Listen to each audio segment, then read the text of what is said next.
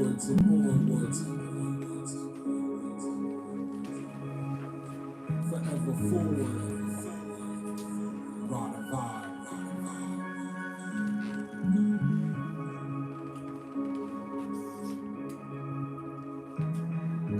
Walking through life, collecting any and all data, taking what's useful to make my walk greater. I'm never too big to grant a small favor. I live in the eternal now. No need to call later. My head's in the game, but sometimes the game is fixed. You need to call on God when them demons be on your six. Protons, neutrons, and electrons in the world where the transformers are the Decepticons. Echelons and layers are subtle. Our vision is muddled.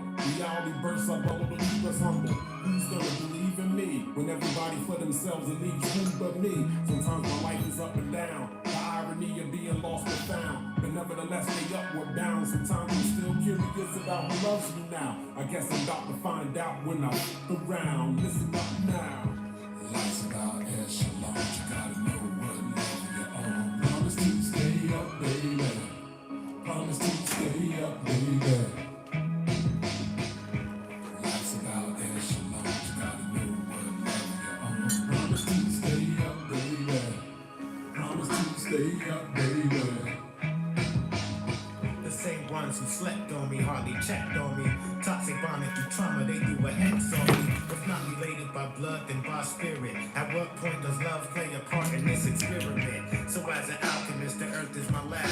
Plus a capitalist, getting at this Birkin bag or a duffel. I committed a felony, my worth was in trouble. I found only debt collectors, respect the hustle. I found myself abandoned, left for dead. Supporters couldn't fill a short bus or special lead. They can't want you to win, they in the race they self. What brings them closer to God is being saved they self. I digress, guilty of it myself. I self, Lord and Master, you feel it like Braille. Feeling compelled to wrap it up with the bow on top. Your city get cold and windy, I put that on blocks. Life's about echelons. You gotta know what level you're on. Promise to stay up, baby. Promise to stay up, baby. Life's about echelons. You gotta know what level you're on. Promise to stay up, baby.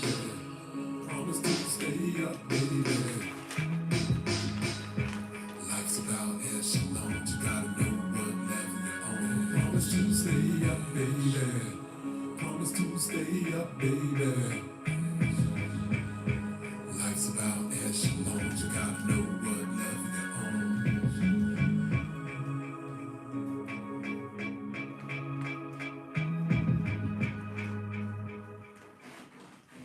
All right, y'all.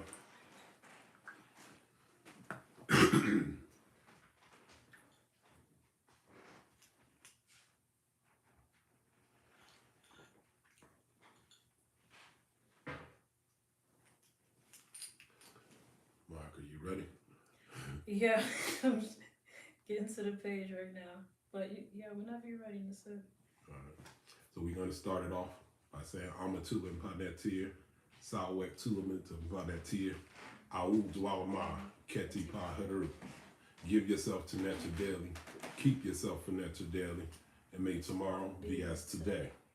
We give homage to the Creator, who is like our Father, and who is like our Mother, who is everything that we can perceive and everything that we cannot perceive, who is everything, yet is no thing, who comes to us in the form of the Neteru Ra, who is the light of the heavens, light of the inner planes, as well as the light of our lives, who shines the light for us on the path of Ma'ati, which is the path of truth, justice, righteousness, and harmonious balance.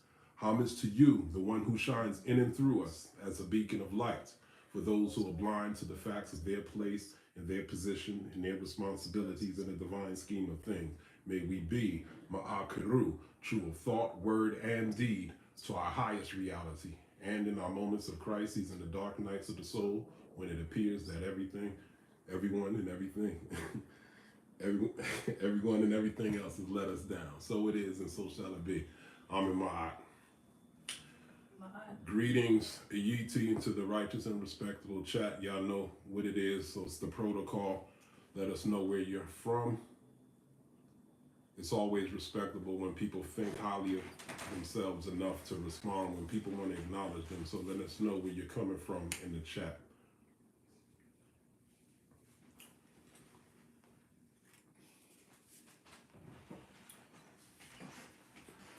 got the scribe Sinjetti, Uncle Mahat.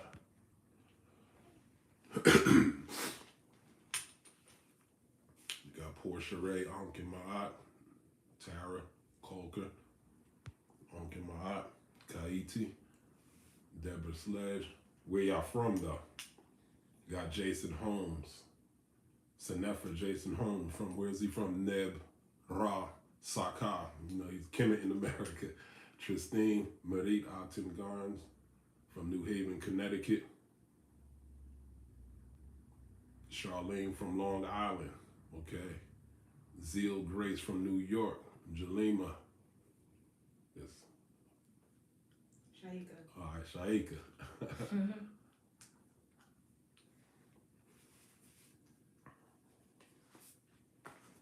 Give it a few minutes for y'all to chime in.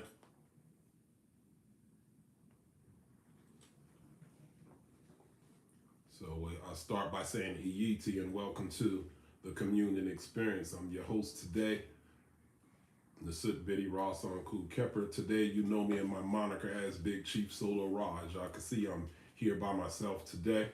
I call on and invoke on my hip hop experience. I'm on the 1 and 2s. I had my iPad here. I had my iPad here. We got Pet Maakra to the side for technical support. But on a more serious note, Himet won't be joining us today. She probably won't be joining us the next time or the next time after that. Unfortunately, she's experienced a death in her family, so I'm asking you all to hold her and her family in light and love through this difficult period of transition in their lives.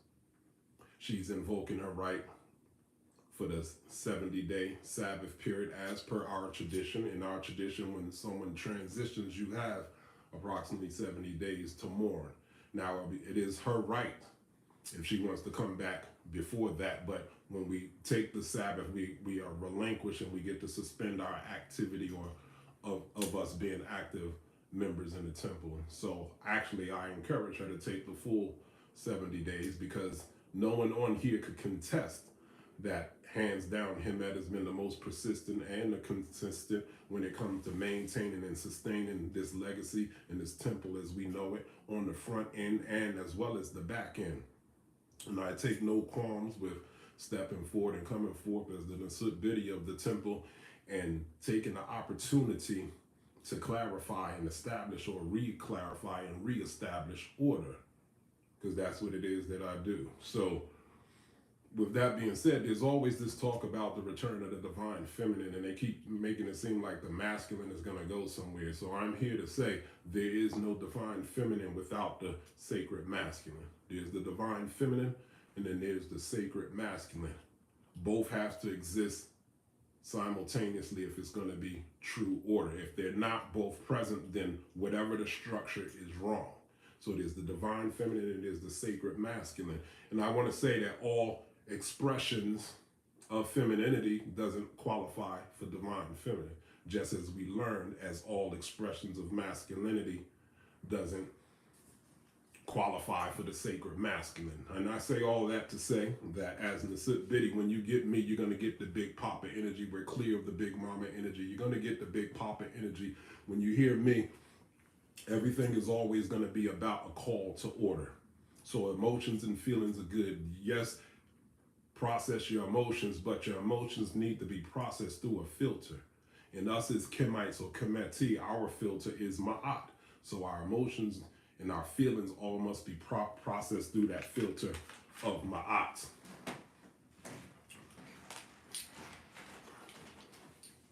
So now, what most of you probably don't know is several weeks before her death in her family, I had a death in my family also.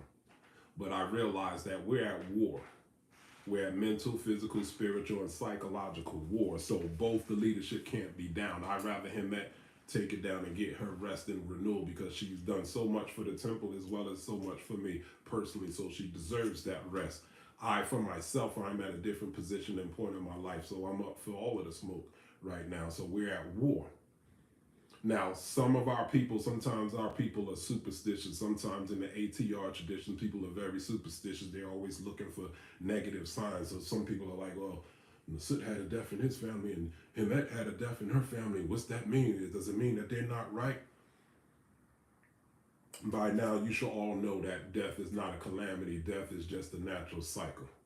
For all of you out there who are 40 plus years old, you are the new elders. You are the young elders.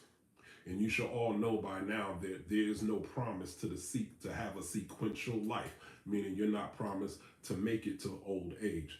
And it reminds me of a passage from Anui. If you have selections from the Hosea by Milana Karinga, there's from the book of Anui. It's on page 54, paragraph 4. And it says, when the messenger of death comes to take you, let him find you ready to go to your resting place, saying, here comes the one prepared before you.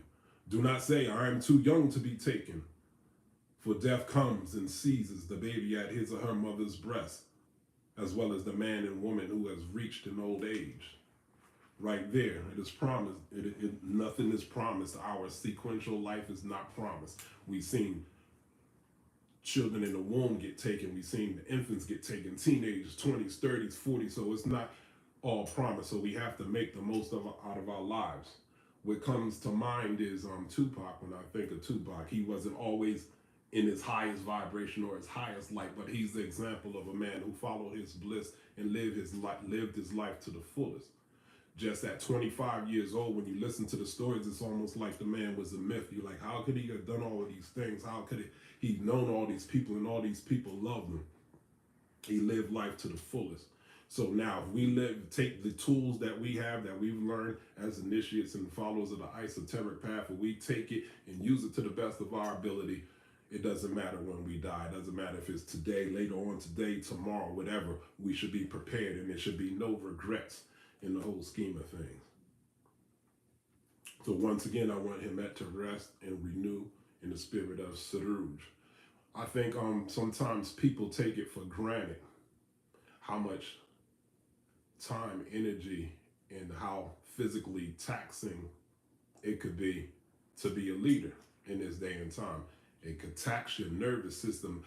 Of those of us that have the gall to get up in front and try to actually do something with the teaching, we have to draw on our personal reserves, our personal life force to bring all just to be met with a cool reception sometimes. And it seems like sometimes our community does this passive aggressive thing where like they're like actively ignoring you, as though we wasn't just moaning and groaning for the past 50 years of what it is that we needed. So when people step up to be the answer, to bring it, that could be taxing to serve it. When many of us are trying to serve as a source of motivation and inspiration to you all. And I think this is an echo of what it is that I said last week when I was talking about that. So just back on the so-called death thing, there is no calamity. We don't lose families. We don't lose family members. We gain ancestors. And of course, it is always a good thing to gain ancestors, to work for us supernaturally, esoterically, whatever way that you may put it. But that does not absolve us for pushing the limit on the physical side. You cannot just get up in the morning and do some libations and expect the ancestors to do all this supernatural work for you, because in a sense, you are supernatural yourself. In the sense, with all the information, many of us got lazy. We thought that just having the information and having access to the information, we thought that raised the iota of energy and the iota of power. And what I'm finding that many people are actually very lazy when it comes to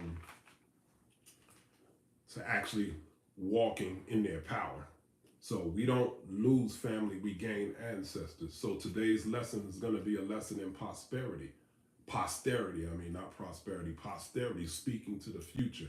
When you look at our text, whether it be Kemmunion, Hotep, whether it's Ptah Hotep, whether it's Ankh Shashanki, Kemmunion, you'll find a theme.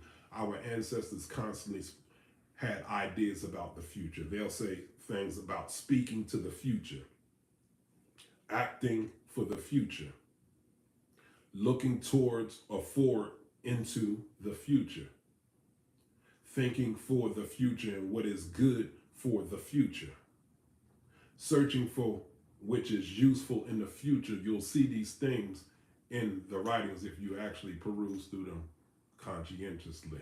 So that lets us know that we have a tremendous opportunity in the what we call the eternal now, that everything that we say or the things that we do actually structures our future. So what it is that we do or what it is that we fail to do is going to affect us until posterity. Now, with that being said, I've learned a lot about leadership over the past 3 years specifically. It's been a long journey for the past 10, 20 years, but I witnessed a reversal or regressal in the conscious community, specifically over the last 3 years since COVID. I've learned about the importance of leadership, and contrary to everyone's opinion, when it comes to human culture or human civilization, leadership is always necessary. I hear people talking and say, oh, you don't need leaders, nobody needs to tell you what to do, figure it out yourself, and that's utter nonsense and BS. I just gotta call it on that. Our traditions that we claim, whether it's indigenous over here or on the continent, we have a history of strong leadership. Many times it's strong but flawed leadership. But I say this, we were better off with strong and flawed leadership than with no leadership. If you can remember, when there's no leadership or the leadership is perceived as weak, that's when enemies attack. And if you can remember back in back in 2019, when certain members of the scholastic community attacked our beloved elder Baba Heru, Jabari and myself, Jabari from Himnet to Jabari from the Shrine of Ma'at, we had to stand up and defend our elder because they perceived our community as not having any leadership. They perceived us as a loose collection of individuals that just be making stuff up that is not grounded in any reality. So they decided to take issue with something Baba said and tried to technically humiliate him or rake him through the coals, public shaming. And we just couldn't stand that. We couldn't let that go down. So myself, Jabari and myself, we stood up with primary sources and we G-checked them, chin-checked them with primary sources to let them know that you got a right to be upset, you got a right to disagree, but you don't have a right to disrespect the elders. And we showed them through primary sources how everything that we all directly or indirectly claim to follow. Now, I can't say we won because right at the cusp of that, COVID hit, so everyone's energy and attention went somewhere else. But I know since then, a lot of those individuals that were pro-Black or pro-African have separated themselves from pro-Black or pro-African philosophy or talking points to the point where, what is it, new second Conrad said, they're still attacked. I actually don't pay attention as much because I feel like it's a redundant circular conversation. And why continue to entertain conversation with people that really don't give a damn?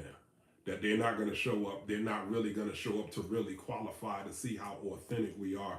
We're not on their platforms. They don't chime in and tap in to our platforms over here. Just look at the numbers on those platforms. They got thousands of people. We barely get 50 over here. So clearly they're not tapping in. It's not productive for us to continue having conversation amongst us.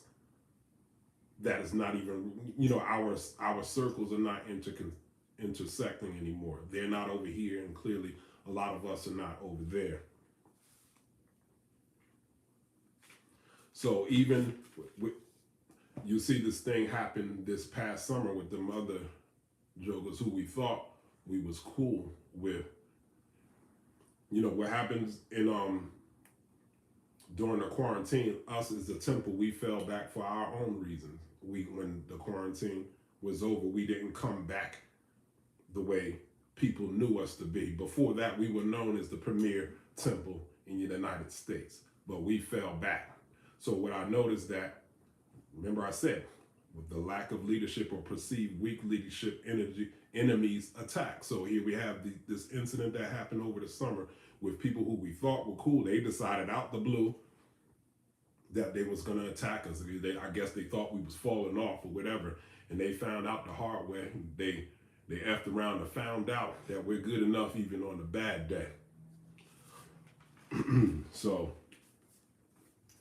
that's how you know leadership is very, I'll say it like this: strong leadership or the presence of authority, strong leadership in the presence of authority, or the enforcing of life affirming principles, if they're not present, even the righteous descend into darkness. I'll repeat: without strong leadership or the presence of authority or the enforcement of righteous life affirming principles, even the righteous descend into darkness. That's what's happening in the conscious community right now. That's what I see. I apologize if I made that proverbial mistake of associating darkness with bad, but it's a metaphor that everyone's clear. So we'll say, not darkness, descend into degeneration. Degeneracy is the leading energy that's going on in the conscious community now. So we'll use, to fix that metaphor, we'll use the principle of alchemy. Alchemy existed before people's concepts or poor emotional reactions to racism. Alchemy is the science of transmuting lead into gold. Alchemy is the prefix al in chemia, the study of the black, the study of the blackness. So it's a science of transmuting lead into gold. Lead is considered toxic. Lead is considered a substance or metal that's impervious to the light of the sun. So through 7 principles of internal alchemy or internal transmutation, you transmute a spiritual state or mental state from lead into gold, gold representing enlightenment. Now, when I talk about what I'm witnessing in the conscious community, down from spiritual people all the way to scholars, I see people trying to reverse engineer the gold and try to become lead again. I'm seeing the people that were butterflies trying to reverse engineer and become the cocoon again. Understand the brain. The brain sits in water, in darkness inside the skull. The brain doesn't see light. The brain uses its central nervous system, the autonomic nervous system, the peripheral nervous system, to perceive from its environment on how to structure its reality. Y'all understand that? The brain uses the nervous system to structure its reality from its environment. So now, our culture, which is our filter, don't go for that nonsense of people that think they're just totally tapped into source. All truths and all teachings of that humans have always been filtered through one culture or another. Nobody could claim this. As long as you're using human language, nobody could claim the supreme truth. It's always going to be filtered through some culture. So now if our brain is using our peripheral nervous system to pull from the environment to structure the reality. So if we don't have our culture, remember I said, without strong leadership or the presence of authority or the enforcement of righteous life-affirming principles, if that thing is not there, our nervous system is left to its own devices to figure out how to structure its reality. So if we don't have our cultural filter, we're left to society, and we know society is on some BS right now. So we have to take it through our cultural filter. So I was saying people are trying to reverse engineer themselves from being gold into lead. People are trying to reverse engineer being butterflies to go back to the cocoon. That's counterintuitive. For the past 50 years, we were quite clear on ideas of who we were and who we were trying to become. I remember so many conversations that it was totally understood that drinking and smoking was generally not healthy for us. At least in the conscious community, we understood that drinking and smoking was generally not healthy for us. And I don't care what nobody say, drinking and smoking is a vice. And intuitively, it's a vice too. That's why back in the day, you kept that to yourself. You wasn't out there boasting proudly that you did these things, because you were supposed to be speaking to posterity. We supposed to be protecting the youth from our vices. We were clear on our imagery. We was clear on, based off of our culture, whether from indigenous society or African society, we were clear about our image of who we said we were and who we were trying to become. So we decided that locks and afros and low fros or even bald heads was the best representation of us based off of who we were in the past to who we were to become. We even associated certain hairstyles with colonization and being deaf, dumb, and blind. Even entertainment and music. We study indigenous music from over here, indigenous music from Africa, and we decided that we made conscious decision that we weren't going to indulge or listen to certain music that wasn't affirming who we are and who we were trying to be. So now what happens? Now it appears that everyone is comfortable with the pathology. When I say the pathology, we're talking about unhealthy or unwholesome expressions of self or culture. And I notice anytime you try to deal with things like this directly, everybody asks this question: well, who's to determine what's healthy and what's unwholesome? And I have to remind at least us as Kemites, our culture dictates what's healthy and what's wholesome. That's why I prefaced it by saying, based on our studies from indigenous societies and stuff and what worked for them, our ancestors decided what was the standard. We have to remind ourselves that we were supposed to live up to the standard, not bring the standard down to the level of our pathology.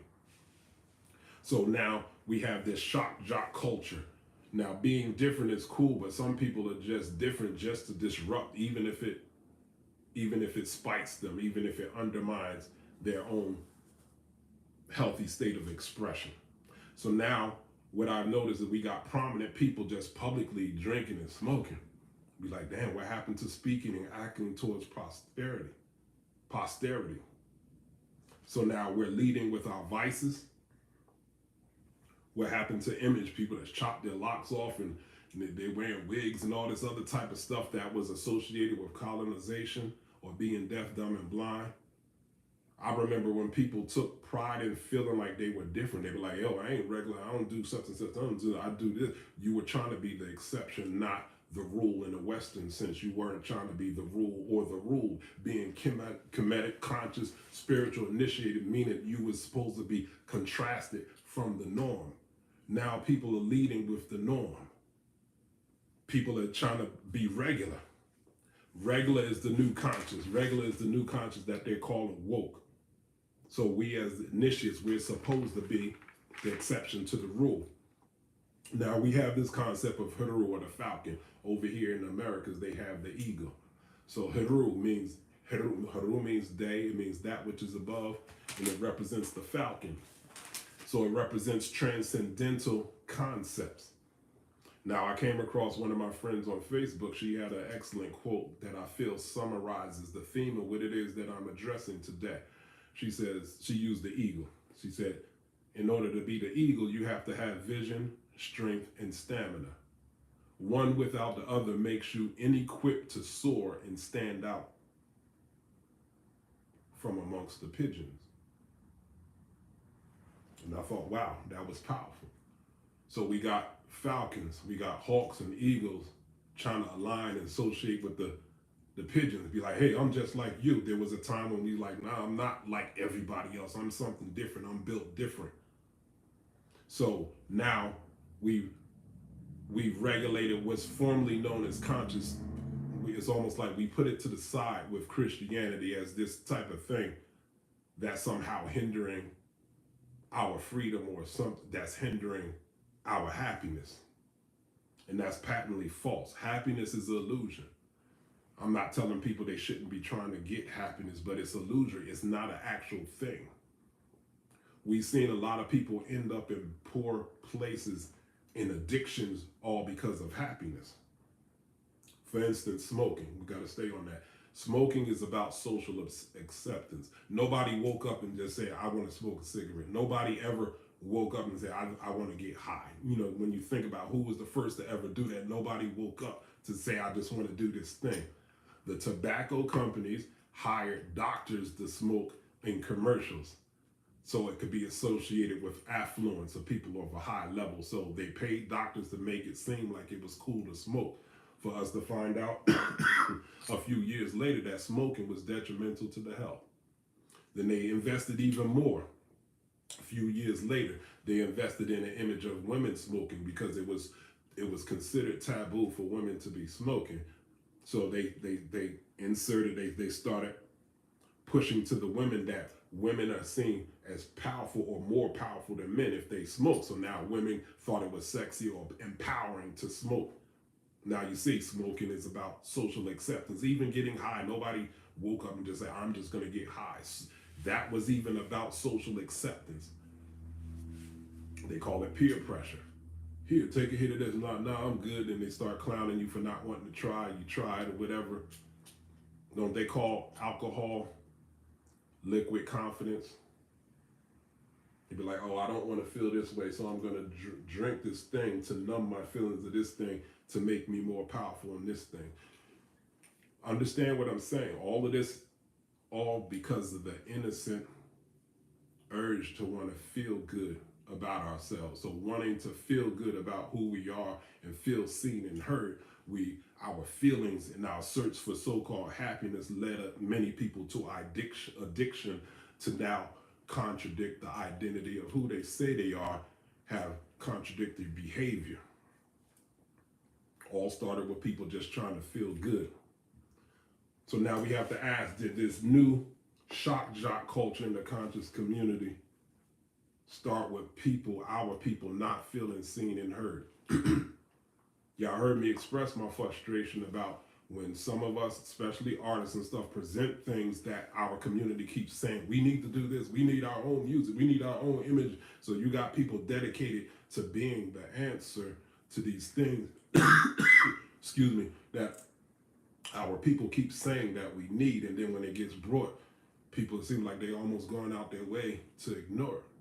So you start feeling seen and unseen and unheard. So do we actually envy the unconscious people with their little performance of acting like they don't care about no one and no thing? Have we been broken by the burden of being the exception and not the ruled? That's something to think about. Have we been broken by the burden of being the exception? I want everybody we have to get in our mind, we have to fight to win and not just fight to survive. It's not a flex to say, I'm still alive, they didn't kill me. Some people are just hanging on. But like, what are you fighting for? If you're gonna fight, you need to fight to win. People are saying things like, oh, the answers are within. You don't need leaders, all the answers are within. And let's just expose that. When you hear something like that, the answers are within, that's coming primarily from Eastern philosophy, like Buddhism, Taoism, Confucianism. You'll even find it in the Kemetic teachings. You'll find it in Ifa teaching. Notice all of those traditions are very regimented traditions. So when that saying comes from very disciplined traditions where people were initiated and they've gone through rigorous training to get some presence of mind. So there was a qualification to even try to go within to get those answers. So, but people are not involved in any type of discipline, and they're just closing their ears to any type of guidance, thinking that they got it, and they're actually making things worse. Because these regimented systems are discipline. Most people these days, they see discipline as a bad thing. They see discipline as a restriction. We have to understand discipline is foregoing pleasure in the front end for completement and fulfillment in the back end. I repeat, discipline is foregoing discipline on the front end for completement and fulfillment in the back end. So when I look at it, everyone wants their pleasure up front, but they're receiving degeneration and disease on the back end. So when you consider our ancestors, let me take that back. Our culture is not here to be repressing your happiness or to be holding you back. As Kempites, we have a filter, and our filter is Ma'at. Ma'at is that which is true, that which is right, that which is straight. So it represents something that is wholesome. So it's not just about what benefits you. Everything is eventually has to be benefiting the culture and posterity, our children and our children's children. Understand this. Our ancestors, before they did something for themselves, they pondered, how is this going to affect 7 to 10 generations from now? I'll repeat, Indigenous societies over here, as well as African societies, everything that they did, they had to contemplate how is this going to affect 7 to 10 generations from me. Interestingly, those that are over 40 that have grandparents, our grandparents knew a little bit of something about that ethic. They stayed together and stuff. And some of us, we're finding out things about our parents. You're like, damn, my grandfather had kids outside the marriage. And if my grandmother made money, she wouldn't have said, I wouldn't have did such and such. And I'm like, you're missing the whole purpose, the whole point. Those grandparents, remember, they're coming off of slavery, a generation or two off of slavery. They made a decision that they were going to stay together for for the benefit of 7 to 10 generations down. They did that to buy us some time for us to figure out how to do the thing better, not for us to run amok and undermine the foundation of what's been working since the beginning of time.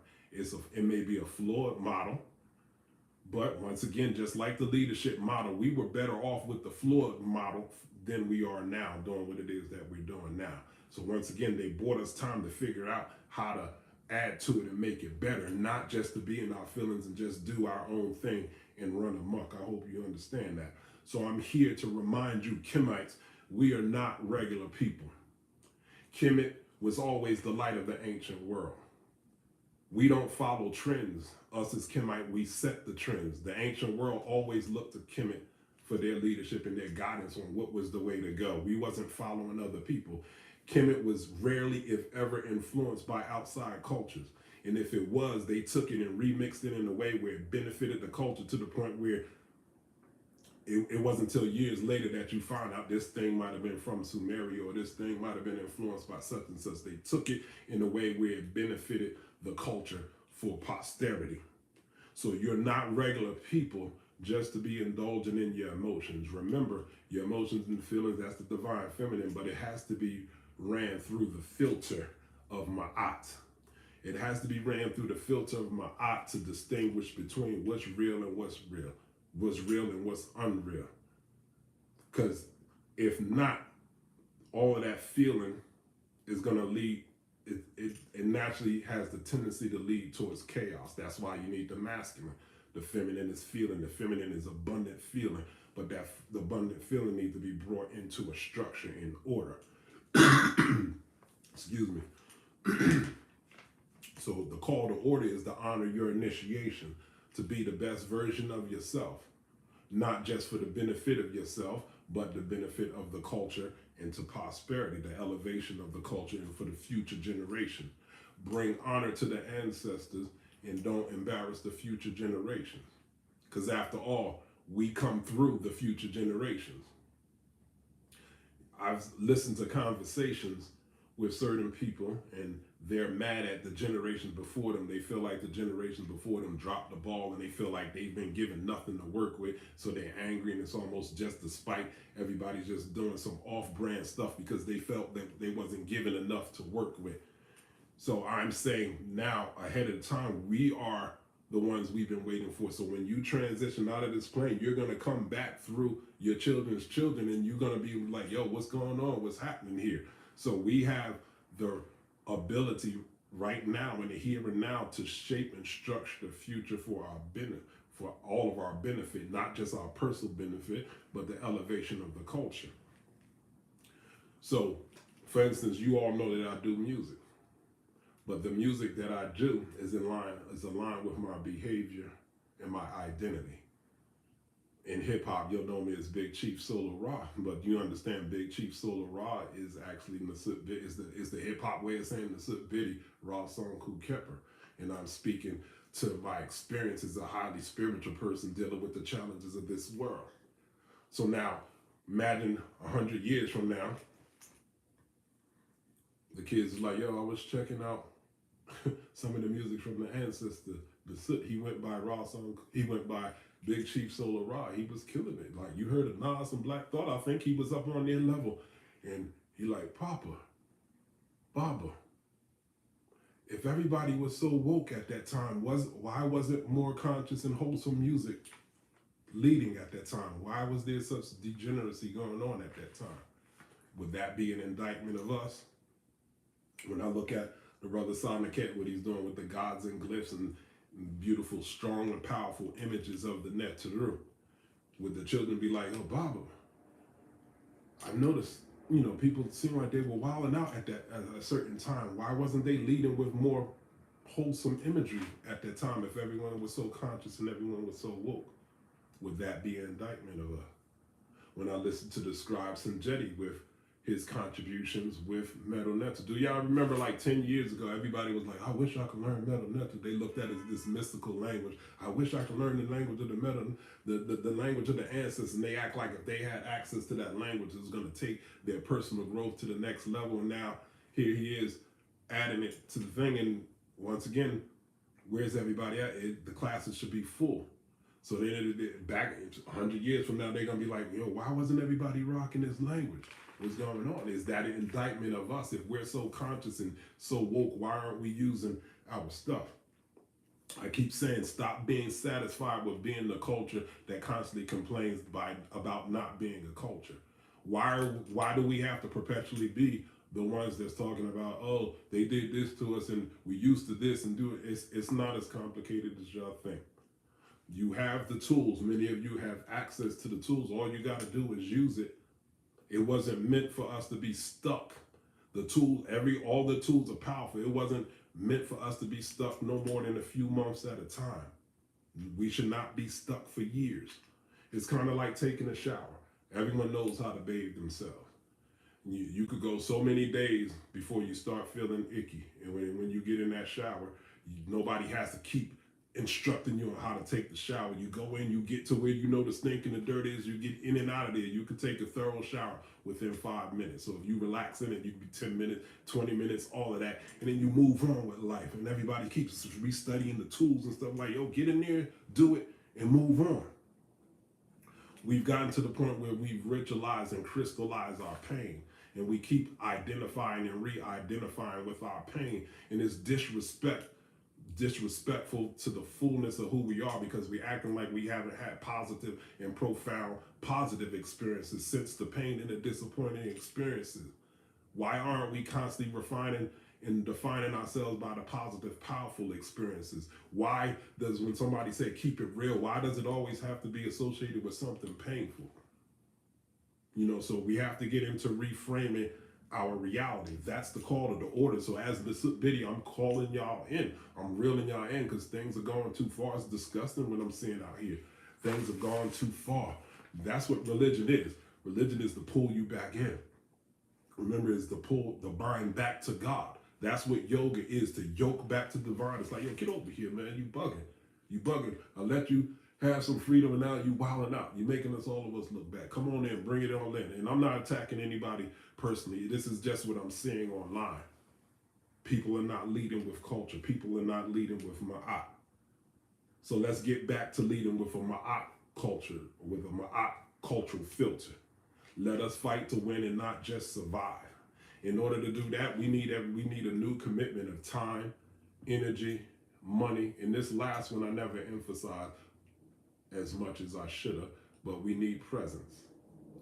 We need presence. It's too many Kemites that's around that's not at Kemetic events like, what's going on? How is the church packing the thing? And we believe their stuff is false, but they could pack a house. The Muslims could pack a joint. The Jews could pack a joint. Ifa could pack a joint. But when it comes to the Kemetic thing, sometimes the Kemetic, as high as that they claim, sometimes they seem like the least spiritual out of all. So we need your presence. Stop thinking that your presence won't be, you're thinking that your absence won't be missed. No, your presence is always missed. There is no next time. This time is the next time. So do honor to your initiations, for especially all of those that became initiated. You became initiated to step up. You didn't get initiated to fall back. And you cannot reverse engineer this. That's disrespectful to your ancestors. You can't be what you look like is the butterfly trying to be a cocoon. What you look like trying to be regular. Why are we trying to remind everybody that we regular just like them? Like, no, the very existence of who we are is a call for them to come up, everybody to come up out of the BS. And that's where the Kemetic legacy been falling short. It's just been way too many leeways. This legacy has high standards. We got to live up to the standards and stop bringing it down to the level of, I ain't even going to say our pathologies. We've been taking on the pathologies of our community. For those of you that's been exposed to real teaching, you're supposed to be the superior force on the scene. People are supposed to be acclimating and raising their vibration to you. You don't come down and try to make them comfortable. They need to come up to find out what high vibrational living is about. So you need to have a certain mental posture and hold that mental posture and stop being so weak and stop being so easily influenced by the world. We're supposed to be the influencers of the world. With that, I'm going to take a breather and breathe down your son. And I say all this stuff without judgment. I say it with love. And sometimes, you know, that big Papa energy got to call it back to order. And, you know, Temple of Anu took it down, but we, you know, we putting back on the crown and we back to leading up in front right now. You know, we're gonna lead for different reasons. We're not leading for social validation. We're doing the right thing because the right thing needs to be done. Not just how it's gonna benefit us personally, but it's how it's gonna elevate the culture for the sake of posterity. I'll end it on that note. What say you? What does him that say? Like break off them donations? How she said? Oh yeah, pretty much. I already put the information, Oh, so okay. yeah. We So accept donations. Take what's useful and discard the rest. So if you found anything useful in anything that we said, and if you accept the charge of the call to order, you know, of course we respect and accept your donation. Every little bit, every little contributions add to what it is that we're doing. So we got to put the foot back on the pedal right now. We fell back, and I tried to listen to people about not having strong leadership, letting people find their way. So we found our way right into mediocrity, and that's not cool. But who's calling me? All the people I know supposed to be here.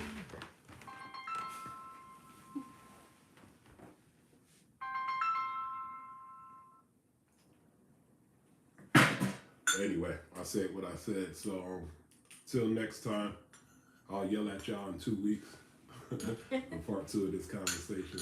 So shimmy matep, y'all. Excellent. Yeah, I was gonna shut it off now. Maybe I don't have it. No, I don't. Sorry. I don't have it. It's just a scroll.